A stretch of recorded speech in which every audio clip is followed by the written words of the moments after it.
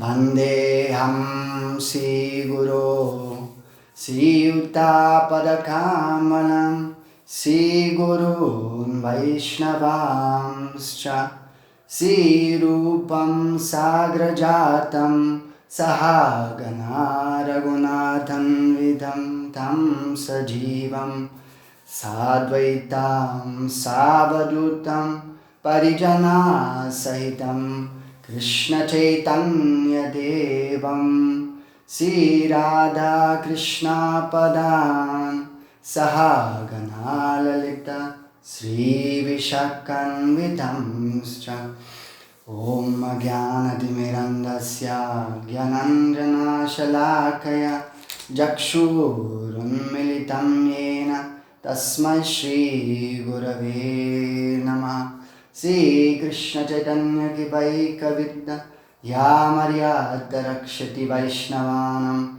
Kripavalam Madhava Prastakami Sri Bhakti Dham Bharati Mashayami Namo Vishnu Padaya Krishna Pristaya Bhutale Srimate Bhakti Siddhanta Saraswati Namine Sri Varshavanavadevi Daitaya Kripabhate Krishna Sambandha Vijnana Daine Prabhave Namah Madhuryojvala Premadya Shri Rupanuga Bhaktida Sri Gaura Karuna Shakti Vigrahaya Namostute Namaste Gauravani Sri Murtaye Natarine Rupanuga Virudappa Siddhanta Dvantarine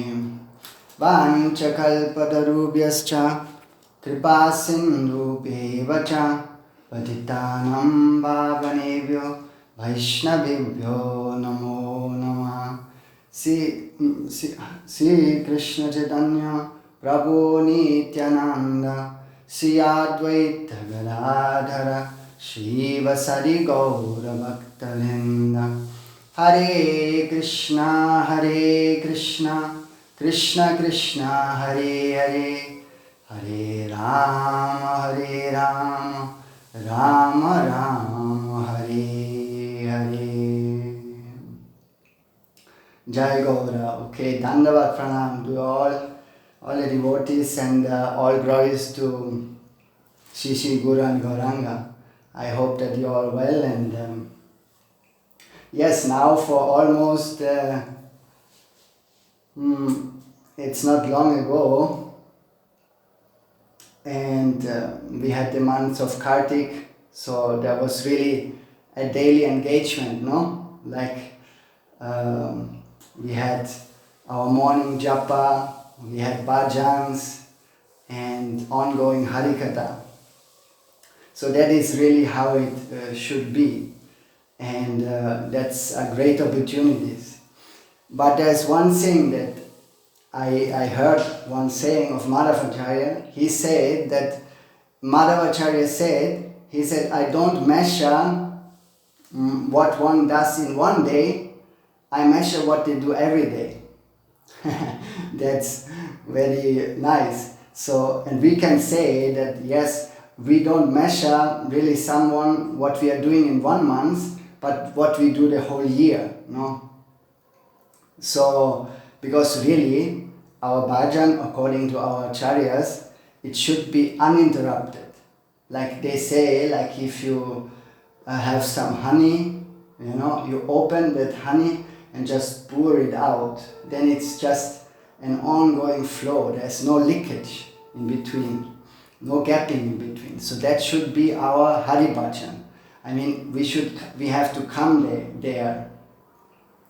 And also my Gurudev, he used to say very often that a chaste lady can only be known at the end of her life. That's also something to think of, because once also there was one brahmachari, he gave very nice lecture and all praised him, and then he was young and talented, he had everything, but just the whole other devotees, they were glorifying him. But Jajava Goswami Maharaj, I think, he said that you better wait, no? Wait and watch. So there is no use to praise him now so much. So, and that's really so, because we can maybe sincere in front of so many people, but the actual question is if Guru and Vaishnava, they are thinking that we are of us as sincere. No?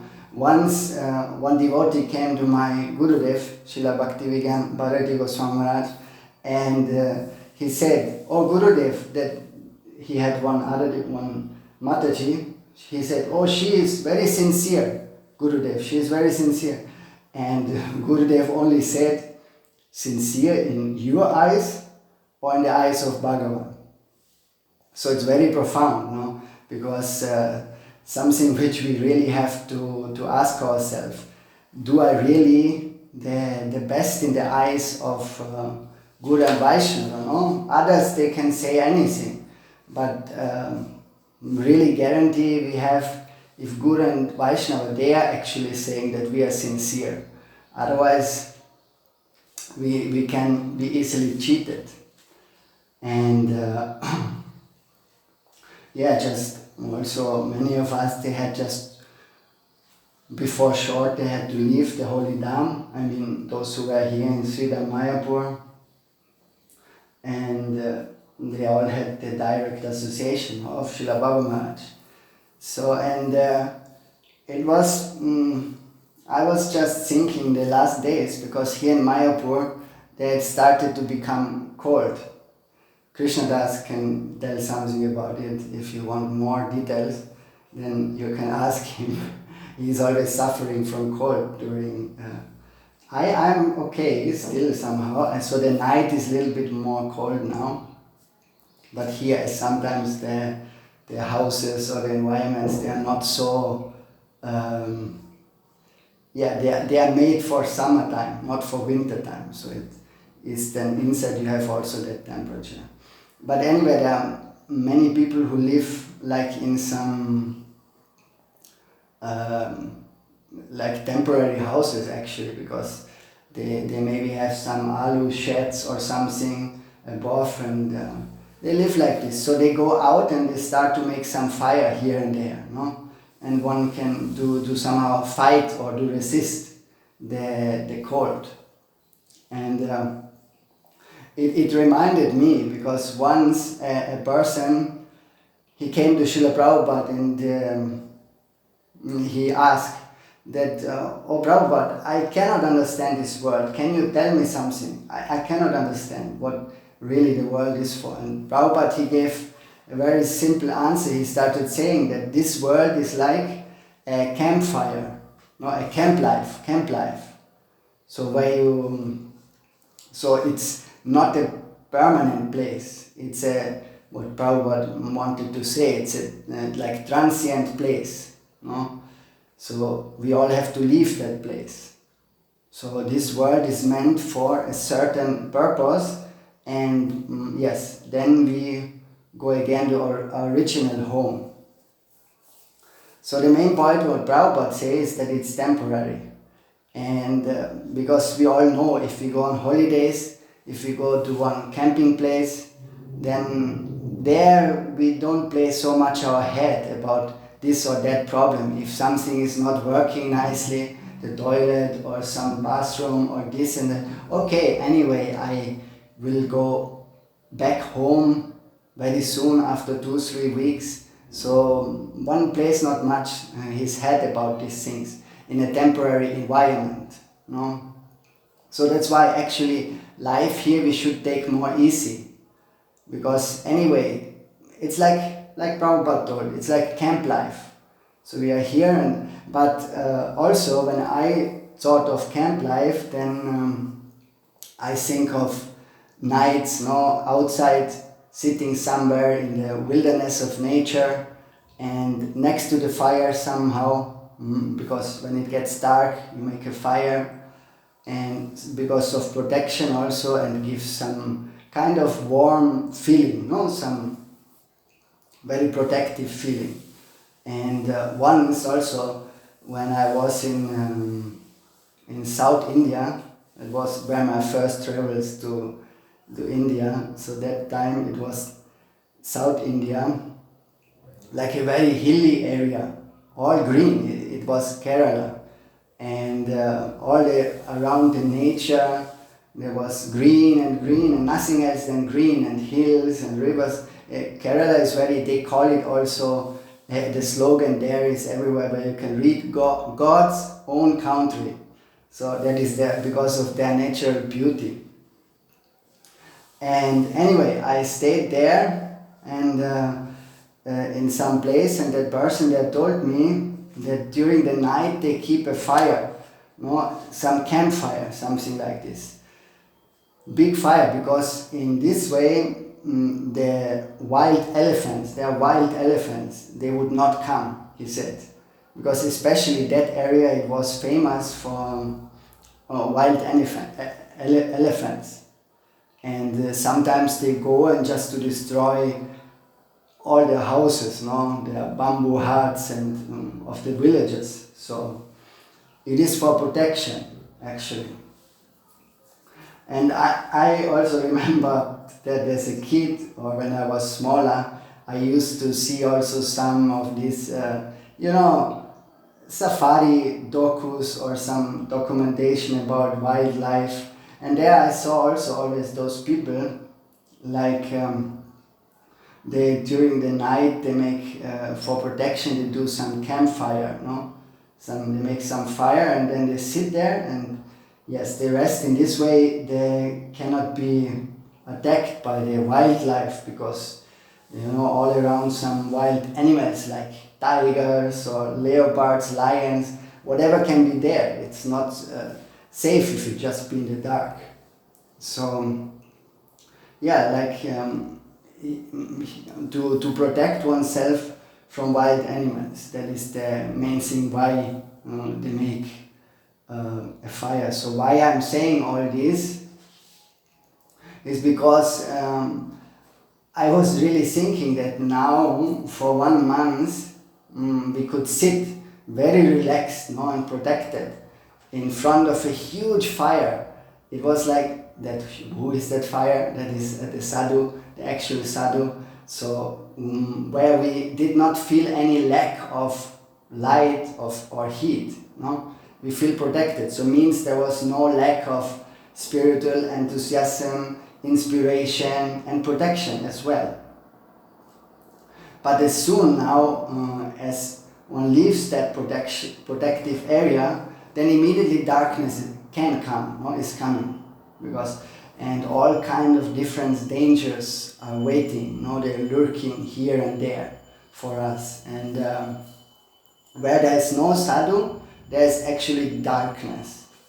So the only thing which can prevent the dark, we must have a fiery lightning example, the sadhu.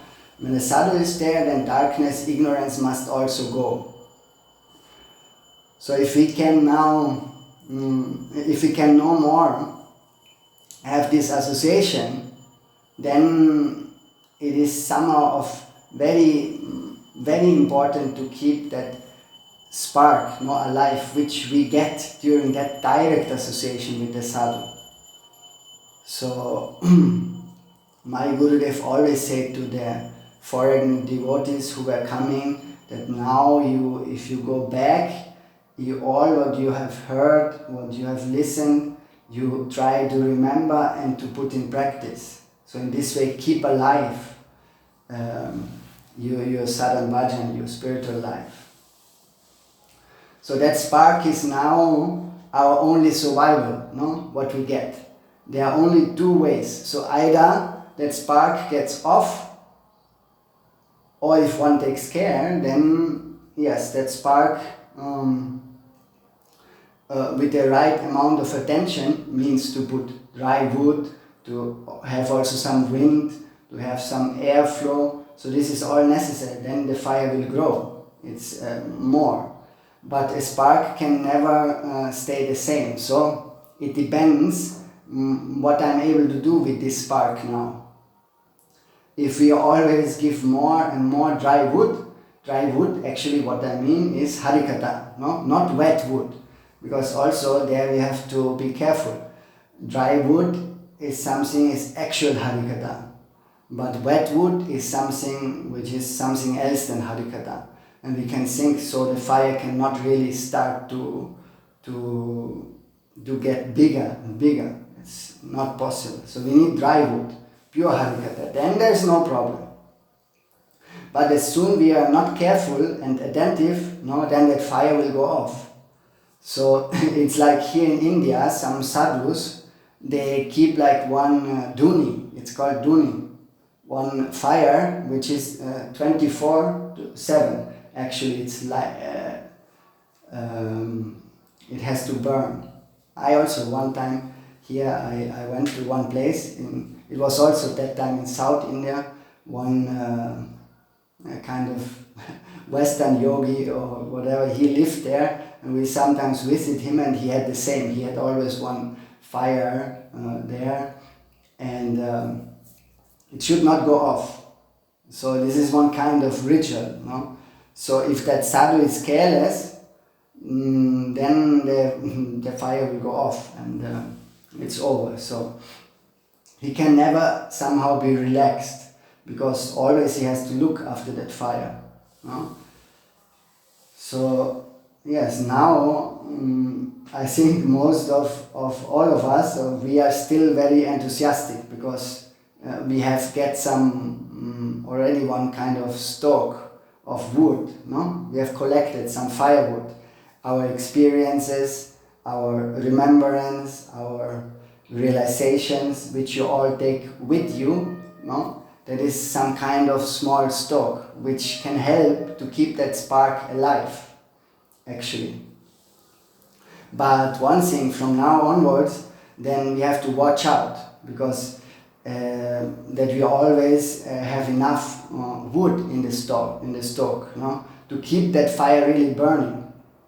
And by keeping this fire alive, we are also somehow safe. But as soon it extinguishes, no, then we are in big danger. So because all the wild animals, no, in that way, in the form of the illusionary Maya, all these illusions will attack us, will try to attack us. Anyway, so they are very powerful. So we have to be very, very careful about that. I can give another example, like somehow, because I myself, I can very much relate to this simple explanation. Actually, one can speak so much about Vaishnava Tattva, Guru Tattva, Maya Tattva, and all those things, but in one way also, sometimes these simple explanations, they stay with us more easy. So I want to share with you another such a simple example, how we have to be careful about Maya. That our Srila Satchidananda, Srila Bhaktivinoda Thakur, he wrote one bhajan, Godron Chandra Bhajan Upadesh. That there he said that Mahaprabhu, he come to chastise the dog-like Kali Yuga, no? He said, Kali Kukuramutgara Bhavadaram Harinamam Aushadhatana Param Patitartadayatra Sumurtidaram Pajagodrumakanana Kunjavidum Pajagodrumakanana Kunjavidum Pajagodrumakanana Kunjavidum.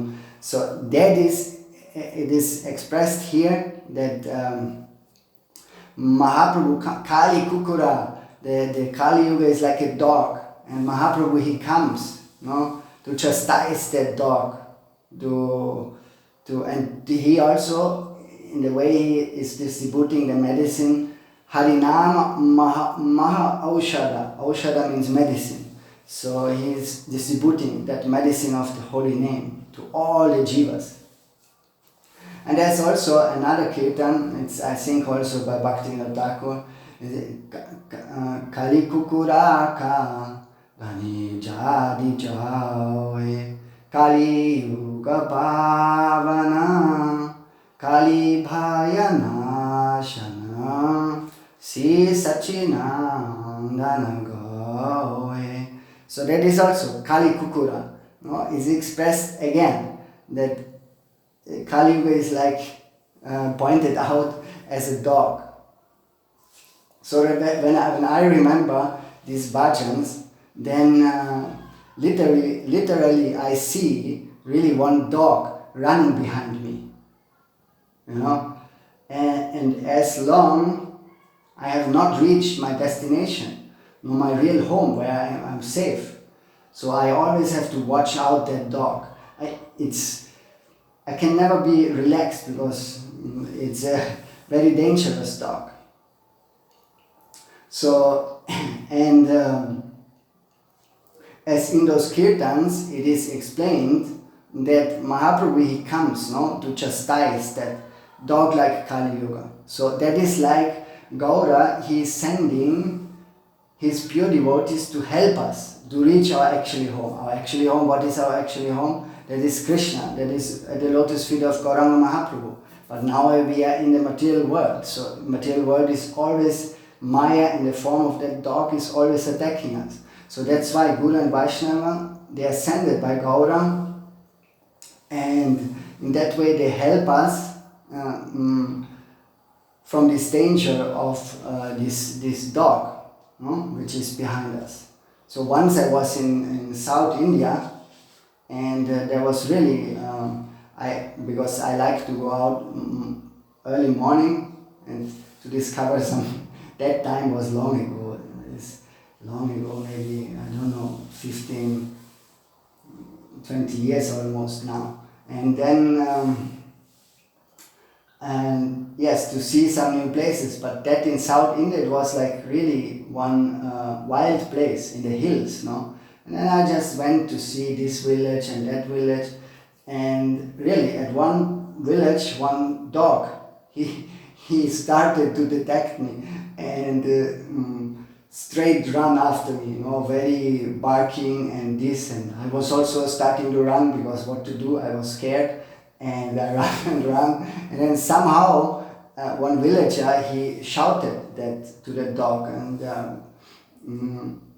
he had also one stick, so he could manage that somehow I was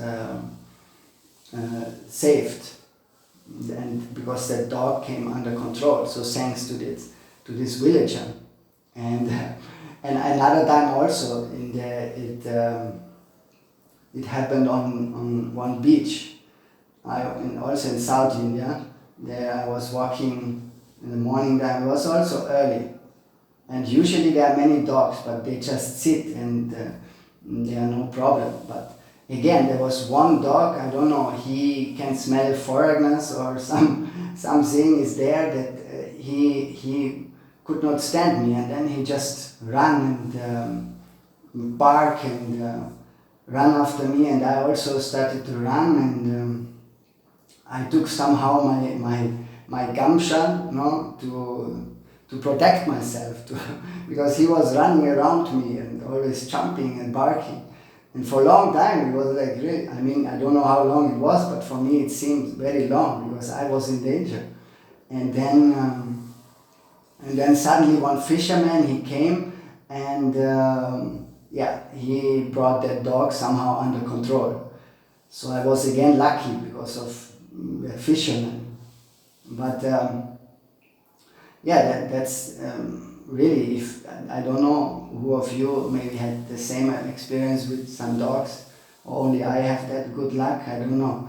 But also Gurudev, he told, I think it's also in Chaitanya Vani, that once he went on preaching and to some Grihastha devotees to collect some donation or something, and there also one dog, he starts to shout, one big dog, and Gurudev, he could no more move further, because until that owner was there, then that dog stopped to bark and came under his control. So I gave all those examples because really this dog like Kali Yuga is behind us, and really like this, is attacking us all the time, like a wild, like these Indian dogs, because in the West this is not really happen. Can also happen. My brother also one dog attacked him just out of nothing, bite him in the face. So it's also possible, but rare. So, but here in India sometimes it can be that. So that dog will follow us now till the end of our lives. So we have to have the formula that rest at the end and not in the middle. But this has really we have to remember, rest in bhajan life, rest at the, even though there is no rest at the end also, because we are always engaged in seva, but for now, if we take this example of the dog, then we cannot rest now. We have to be engaged in our sadhana bhajan, and then if we reach some safe place, okay. But until that, we really have to be very careful. Otherwise, we will face some problems. So Guru Vaishnava, they're helping us on this path, by chastising that dog. Why the sannyasi, they have one danda, one danda. And with that danda, which comes to us in the form of the pure, powerful Harikatha. So in this way, we escape somehow the dog-like Kali Yuga and run towards our Lord, Sri Krishna and the Gauranga, so which is our final goal. And in this way, these examples are something, maybe with one or the other it will resonate. Somehow I feel I can relate to these things. I hope maybe you also. Anyway, there just recently also was the appearance day of Bhagavad Gita. So we can also try to remember there something as well under the guidance of our Guru Varga. Because actually Bhagavad Gita is one of the Upanishads, It is a very small part of the Mahabharata. Small, but actually it is the essence of all the Mahabharata. So Baba also told once that some foolish people, they ask, how is it possible that Krishna, the Lord, to speak all the Bhagavad Gita, all 700 verses in about 45 minutes.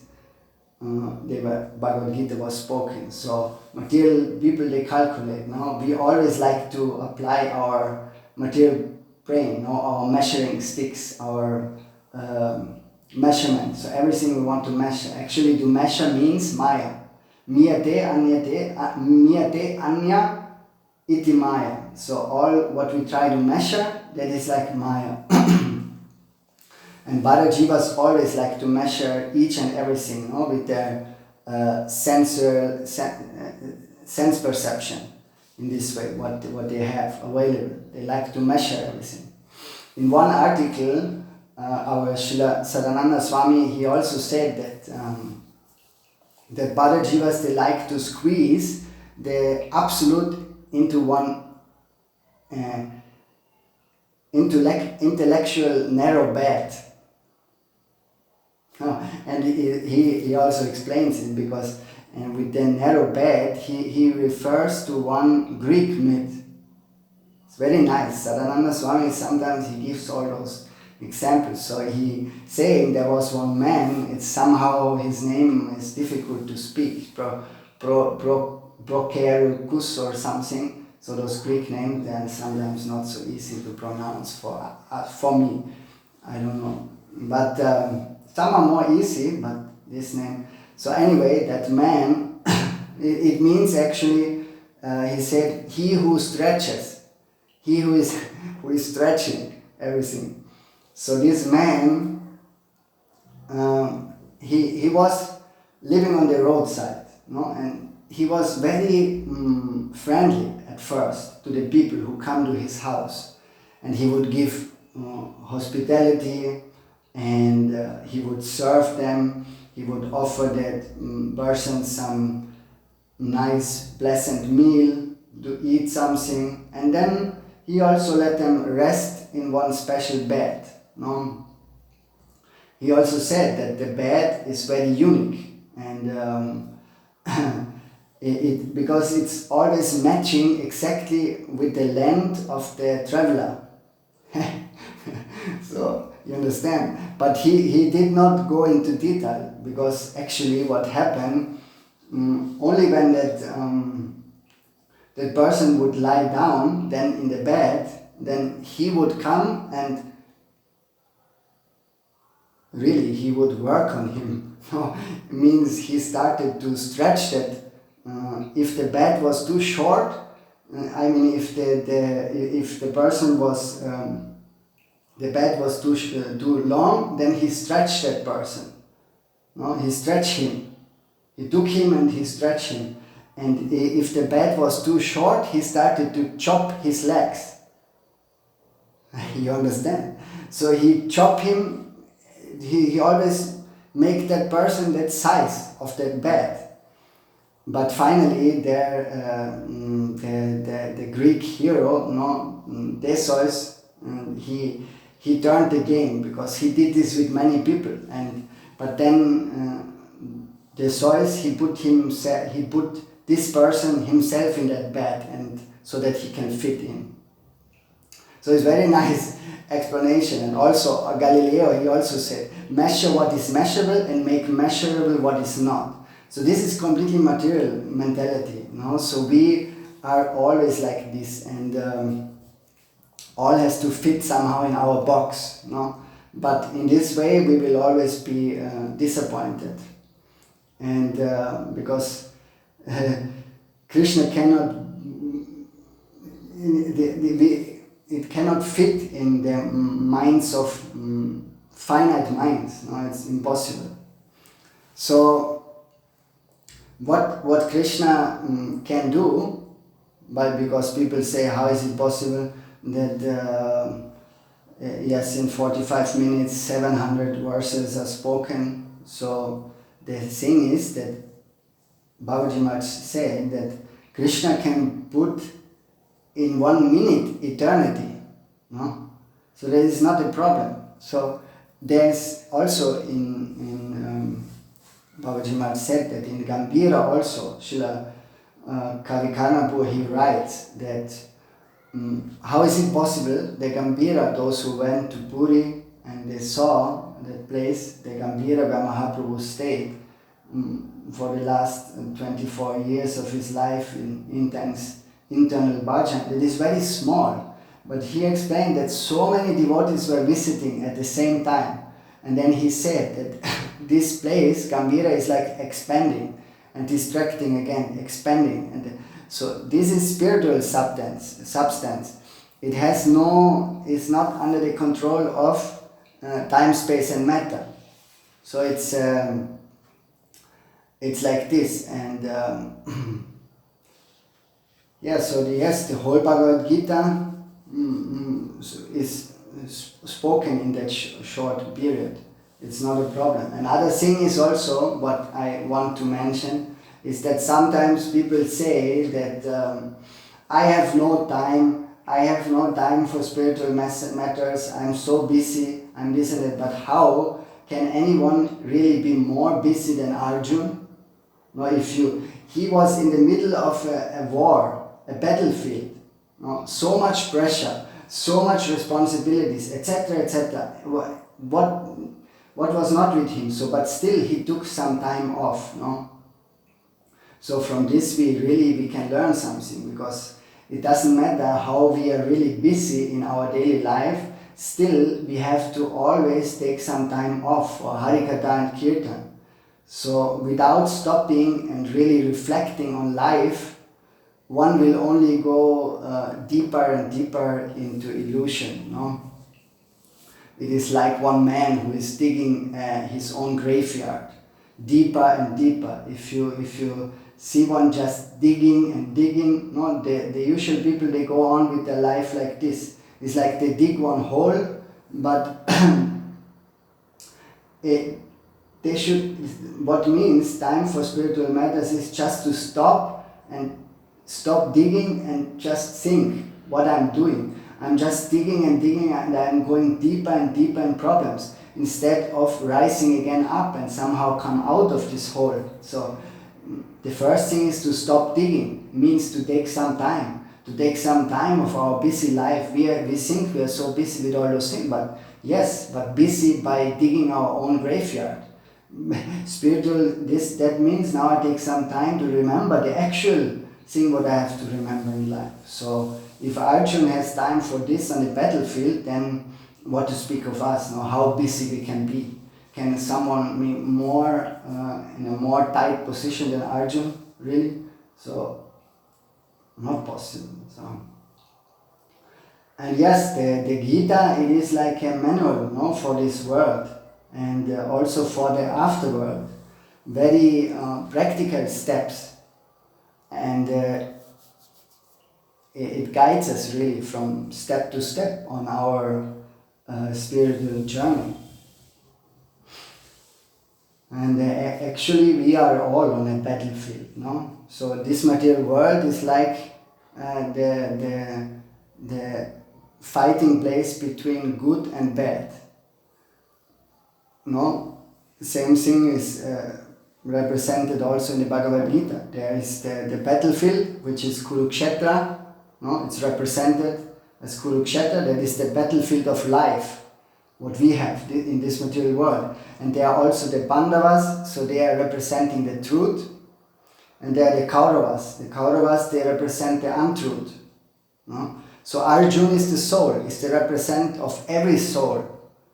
He's not a figure, a cultural figure, he is a representative of all the jivas, those who are sitting in the chariot, no, in this body. The body is our chariot. And the chariot driver is Krishna. So Arjuna then later, when he sees he is in such a problem, he calls out to Krishna to give advice. And so the super soul, which gives advice, no, to how to act in this battlefield of life. So that's the whole Gita about.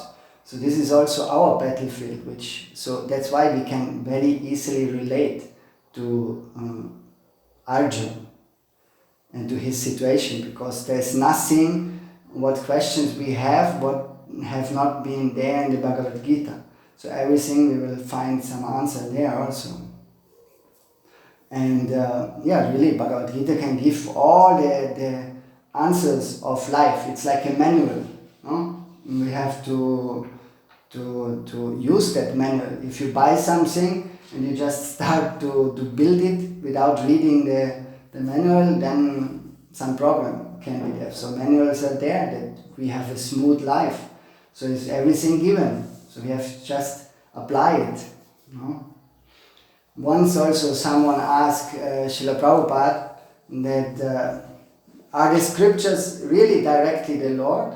Then Prabhupada said yes, the scriptures, they are the direct incarnation of Krishna. The Supreme Lord, He appears, no, in this, as the scripture in this world for our well-being. It is made like this. So all scriptures actually, they exist eternally. No? They are not, especially those Bhagavatam, Bhagavad Gita, all the Vedic scriptures, they are eternally, and sometimes they are manifested in some pure heart, like some rishi, he can see this or that way, that mantra, like Vishwamitra Muni, he saw the Gayatri mantra, which we chant, is just in front of him, very clear, because he has a pure heart. But that does not mean that Gayatri mantra came that time. It was only, it appeared. It's eternally there. So also Bhagavad Gita is eternally there. Bhagavatam is eternally there. Only then it comes into existence when some pure rishis, they receive this, through a pure heart, with a pure recipient. If you are pure recipient, then this is possible. That for for such great souls, that really these valuable eternal mantras or the song of God is appearing. And Srimad Mahaprabhu also said that Shastra Guru Atma Rup, Apna Rajan, Krishna Mora Prabhudrada Chivera Hayagyan. So that means that Krishna, Shastra Guru Atma Rup. Shastra, Krishna is coming in the form of Shastra, in the form of Guru, and in the form of Atmarup, means Paramatma. So in that way he is delivering us. And also in another place we find in Chaitanya Charitamrita, Maya Mukta Jivera Nahi Swatta Krishna Gyan Jivera Kripaya Kaila Krishna Veda Puran. So those Jivas, Maya Mukta, those who are Jivera Nahi Swatta Krishna Gyan, so they can never get any clue of Krishna. Who is Krishna? Where is he? What is he doing? Where is he? No way. So that's why the Kripa Kaila Krishna Veda Puran. So the Vedas appear because out of the causeless mercy, the Kripa of the Lord himself. And there are so many Vedic literatures, no? But out of them, Bhagavad Gita is supreme. Because Bhagavad Gita, it said in Gita Mahatmya that Gita Mahatmya said, Gita Sugita Kartavya Kim Manyaya Shasta Vitar Ayaha Yasvayam Patmanavapashya Mukha Patma Vinishita. So it says, Gita Sugita Kartavya, one should attentively hear, no, the Bhagavad Gita, that song of the Bhagavad Gita. And Kim Anai, what Kim Anai Shastra, what else? What Shastra, what other Shastra do we need?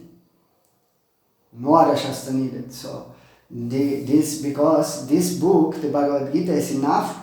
Why? Because it's the essence of all the Vedic scriptures also coming out of the mouth of Mukha, Padma, the lotus mouth of Sri Krishna. That is the one glorification of Bhagavad Gita. It also says, Sarvopanishad Gavo Dokta Gopalanandana Bharta Vatsa Sudhir Bhokta Tuktam Gitam Ritam Mahat. There is also Sarva Upanishad Gavo, so that all the Sarva Upanishad, all the Upanishads, they're like a cow. And Dokta Gopala Nandana, so Krishna is the cowherd boy, who is the milking, not that cow. And then Partha means Arjun, Parthovatsa Sudhir Bhokta, and Arjun is like that calf who is drinking that milk. And Duktam Gitam Ritam Mahat. So that the Gita is the milk which is flowing. And that, the calf is drinking, and that after the calf has drunken, then the remaining milk is for all the great souls, for all the great devotees. They also drink this. So it's a very nice explanation. And one more is there where it's also wonderful, because this is Bhagavad Gita, so much glories are said about Bhagavad Gita. I mean, I think Bhagavad Gita is the most translated scripture in so many languages. But one thing also, that it has, I think, thousands of commentaries. So we have to be careful to watch out for those commentaries like Srila Vishwanath Chakravarti, Bhatt and Baladev Vidabhushan and our Gaudiya Guru, because there are so many Gyanis, Karmis, Yogis, they all give their own different explanation about Bhagavad Gita, but the main thing what is glorified in Bhagavad Gita is Bhakti. But it can be interpreted in so many ways. That's why, there's a variety of consciousness available in this, so many people with different consciousness, and they all have their own ideas. So we have to look at places where we really be sure. So here it said also that Mala Nimochanam Pumsam Jalasnanam Dine Dine Sakrit Gitam Ritasnanam Samsara Malanashanam. So very beautiful. Mala Nimochanam Pumsam Jalasnanam Dine Dine. Jalasna, Mala means dirt. If we are dirty, then we do jala snana, we wash ourselves with water, daily. If we become dirty, if we go out, work in the field, we come home, we do some shower with the water. But sakrit gitam ritam snanam, samsara malanashanam. So if we bathe ourselves, no, so many people, famous people, they read. Also Einstein, he was also reading Bhagavad Gita. And so if you read in the morning Bhagavad Gita, then it's like Sakra Gita Amritam Snanam. So one should bathe. We have to bathe physically, okay, but mentally we have to bathe ourselves. For the soul, we have to bathe ourselves in this Gita Amrita, the nectar of Bhagavad Gita. And in this way, samsara malanashanam, the dirt of samsara, wonderful, no? If you it's like you can jump. So here the whole dirt of the all accumulated kind of sanskaras, they are washed away, they will become clean by bathing in the Amrita of the Bhagavad Gita. So it's like similar, to Cheto Tarpanam Archanam Pavamaha Tabakni Virvapanam. This Chaitanya Mahaprabhu said first in the Shikshastakam, the first sloka. Clean the mirror, Cheta Tarpanam Archanam.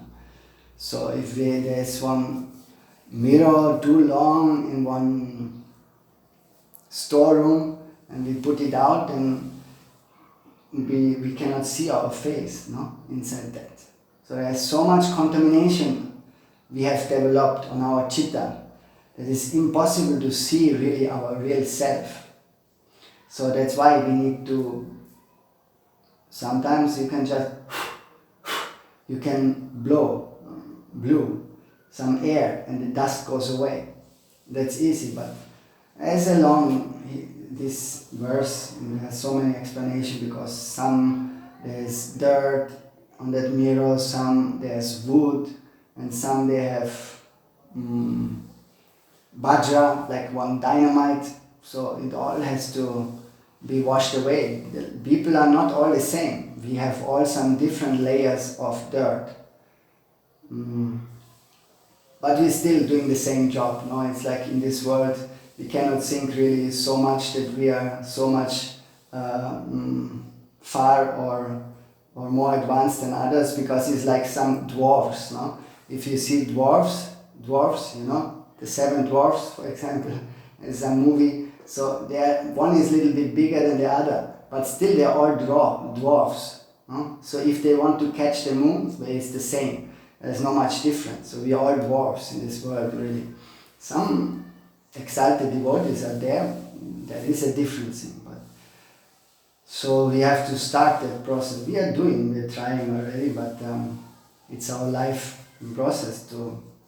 And for that, Bhagavad Gita is the Amrita. If we bathe in Bhagavad Gita, then also more and more dirt we can wash away. We can wash.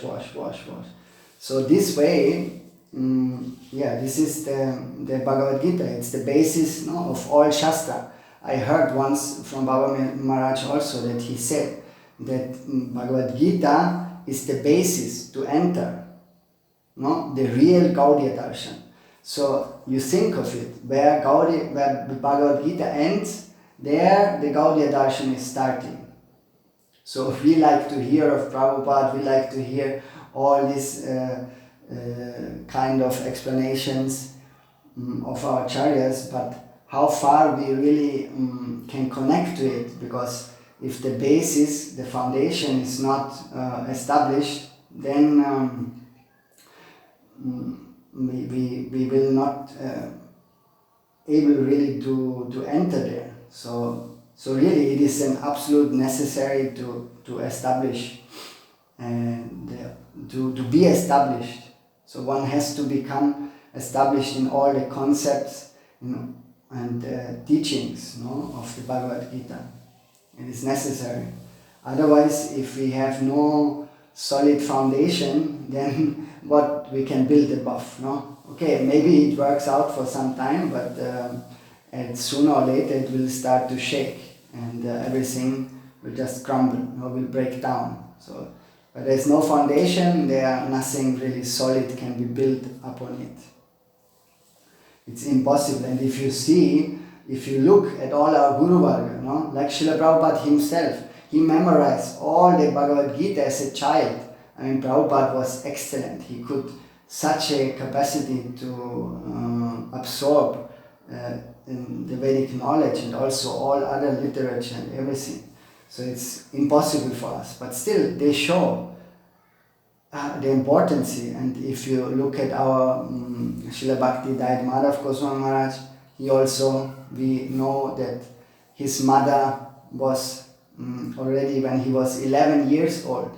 He by heart, he remembered all the shlokas of Bhagavad Gita. Because his mother, that's actually a mother, no? Where we can find these mothers nowadays, no? The mother, if she, very lovingly, she gave always some readings and of the Bhagavad Gita, and then told the boy, now you learn this verse, then he would daily remember a few verses of the Bhagavad Gita, and in this way, with 11 years, he remembered all the Bhagavad Gita by heart. No? So then you see the foundation, what these devotees have. So we think sometimes, we come to Krishna consciousness and see those acharyas, what they do, but how are their roots? No? What roots they have already created for them. So my Gurudev said also once, one person was asking him, how much we should study every day? And then he said, what? Study every day. So it's not a question of a day, it's a question of lifetimes. So there is still, because also one thing, we cannot just ourselves now try to study all these matters, because before starting even to read the Vedic scriptures, one need to have initiation, actually, in true sense. So those brahmanas, if they get their samskaras, then if they got the guru, and then they start to read different scriptures. So it has all some process, but nowadays, of course, you can buy this and that and can do whatever you like, but how much, like Gaura Kishodas Babaji Maharaj would say, no, you can go to the market, you can buy those books, but who will give you realizations actually? So we need this, no? If you memorize everything, but there are no realization, then what we can take with us? That's the main thing, no? And also Srila Bhaktivedanta Vaman Goswami Maharaj, he grew up like as a small child, and also all the Bhagavad Gita he knows by heart. So there are so many examples, and in this way they all teach us the importance of this foundation of Bhagavad Gita. And once, there was Srila Prabhupada Bhaktisiddhanta Saraswati Thakur, Goswami Prabhupada, he went to Radhakund, and there actually he spoke about the Upanishads. And Gita is one of the Upanishads. And then some were curious, they came to see Prabhupada and hear his lecture, and they were, of course, they were thinking now, if he's coming to Radhakund, what he will speak of now. No question, there will be always some pastime, some lila of Radha and Krishna. And this. But no, that was not the case. Srila Prabhupada, he just started with the Upanishads, to explain Upanishads, and then slowly the people would disappear one by one. And Prabhupada said, yes, that actually they are not staying at Radhakund, they are staying at Narakund, at the hellish place. They think they are above all this, and they can, if someone is really, that expectations are there, but it needs a really adhikar, a qualification. So to live in Radhakund is not a joke, to be actually in Radhakund. So that is taking everything very lightly. So now we don't need this, we don't need to read Bhagavad Gita, we don't need, but so the strong foundation is really everything. No, for example, that Prabhupada also told that you have to read, Prahlad Charitra, 108 times. So these are also, and even Mahaprabhu himself, he went there in Puri, in Purushottam Dham. So he went to Gadadhar Pandit, and Gadadhar Pandit would recite Prahlad Charitra, and Mahaprabhu, he would come and he would say, oh, even though he already heard the day before, he wanted to hear again and to hear it again, and in this way he teach us, that. So what they can say, this Mahaprabhu himself show that how important it is to get a foundation, basic things. So Bhaktivinoda Thakur says that they want the fruit, yes, but they also don't want to climb up the tree. So you have to take the stairs. There is no elevator. In spiritual life, there is no elevator. We have to walk. It's very scientifically. All these steps are all explained by our acharyas. Srila Bhakti Rasamrita Sindhu and all this Madhurya Kadambini, so many, it's not something sentimental. So there is something, it has a great foundation behind it. And that is what makes us long-lasting. Maybe slowly, but steady and win the race. Otherwise, like Keshav Goswami Maharaj, Srila Bhakti Pragyan Keshav Goswami Maharaj also he said that they want the ripe jackfruit, They just put some carbonite or something to make that process of ripening more speed up. But then what happens? You have one jackfruit, a big jackfruit now in front of you, and then you cook it, you take it, and it tastes of nothing. But nowadays it happened also, because the people, they manipulate everything. Now you eat some, I think these things, vegetables also, if you need some fresh things, 10, 20 years back, they had some taste. Now, here in India also, they start to so much spreading with pesticides and this and that, so it's everywhere. And you just manipulate, or only manipulate. Even you have one, it's a funny thing, because what I can tell you, one time I saw one, it was one clip or something, it was lychee. I don't know if you know lychee. It is red actually. And here in India there's some season and they sell this. But there was one person, he would take the green lychees, he would take them and make them purple, violet, that color. He spray on it and put them on the day. Everything is possible in India. So you can find these things really only here. Very special. But so we cannot just speed up the process. It has to be gone step by step. So all Gaudiya Vaishnavas, they have a strong foundation, and they are not sahajas. There's no easy process. It is easy for those who are sincere and who those are themselves simple, and for them Krishna consciousness is very easy. For the complicated, it will be always complicated. That's another thing. But and another thing what we can also remember in connection with Bhagavad Gita, just maybe last, because time is also, when we can remember how the Brahmin in South India, he was that actually illiterate, but he had a very soft heart, and his Gurudev told him to read the Bhagavad Gita, and he was sitting there in Sri Ranganath in front of the temple and was daily opening that Bhagavad Gita. And Mahaprabhu also, he came there, and he asked him, "Oh, you're reading that Bhagavad Gita?" And he, "No, actually, I'm just a pretender. I'm pretending, but my Gurudev's order on me is just to read the Bhagavad Gita. So somehow." And then, why you cry?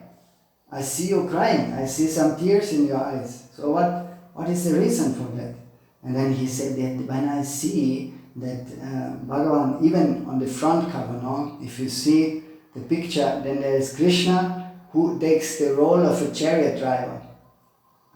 So inferior position, not an Arjun. So that is a great udipana, stimulation of Bhakta Vatsala. He is Bhakta Vatsala. He is very loving to his devotees. And he is just seeing or remembering this scene in his heart that Arjuna is sitting and Krishna is driving that chariot. It's also said that Arjuna, because that who gives direction, he puts his feet also on that chariot driver. Something is there, something like this, I heard. So, but it's a great expression of love, no? What Krishna, in what position Krishna himself puts himself. So yes, that is, so really, the the whole manifestation of Gita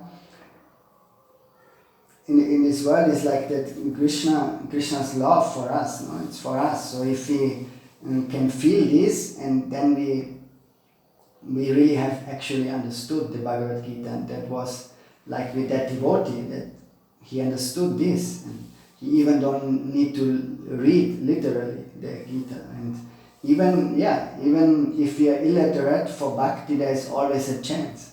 There's no, Bhakti does not depend upon anything in this world. No, it's Bhakti is Swatantra, independent. So it's amazing things there. And so in this way I think we stop with the glory of Bhakti Devi in that case, and because Bhakti is actually the most supreme. What we all want to get, one drop of real Bhakti, you know. So there, of course, there are many verses in Bhagavad Gita, and we could try to relish them, but who has time? We will. So let's see what the future brings, and maybe from time to time also some Bhagavad Gita verses. Or there are also some classes of Bhagavad Gita available in internet of Babaji Maharaj, and Babaji Maharaj also did some, because they were not finished that time in English he started, so there may be 10 or 15 classes, and in Hindi, and that some translations will also come, I think, sooner or later. So in this way, but we have to remember that really Bhagavad Gita is our heart, and we really have to keep the teachings of Bhagavad Gita always with us. Otherwise, there's no way to come forward in our spiritual life. So yes, then I again took some more time as usually, so forgive me for that. I hope somehow or other you got something out of it, and yes, then I can stop, and if someone wants to say something or add something or ask something, then also you feel free, please. Dandavat, Dandavat Pranam.